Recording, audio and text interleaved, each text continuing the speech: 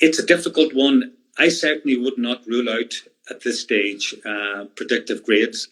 I think in normal circumstances, the Leaving Cert, with all its faults and failings, is still probably the best method we have of assessing people. It's the fairest method of assessing people. But is that fairness totally there for everyone at the moment? I would suggest it's not. And predictive grades, I would like to see more work done there. I certainly will rule it out, and I would appeal to Minister McHugh and the government not to rule out predictive grades, because we don't know where we're going to be tomorrow, never mind the 29th of July with this virus. And I think we should do as much work as we possibly can on predictive grades, because I think it's an option that's very much out there, and it's one that I certainly think deserves more attention and more focus. The Leaving Cert, Donna, as you know, is not as important or as defining in one's life as it was back when I did it 15, 20, 30 years ago. And thankfully, that is the case now. And there are many different routes and avenues available to young people now after the Leaving Cert. So it's not the end of the world if things don't go well. It's not the end of the world if exams don't go ahead, in my opinion, my own personal opinion. Who knows the pupils better than the teachers?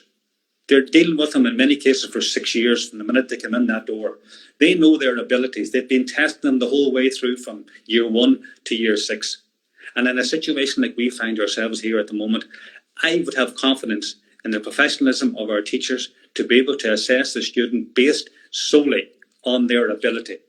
And I think it's an option that I, for one, would appeal to the Minister and the government to do some work on, because we may very well have to reach for that. And if we did have to reach for that later on down the road, Donna, I, for one, would not be overly disappointed. Robbie, I want to thank you for coming on today, for being so forthcoming and honest in your opinions.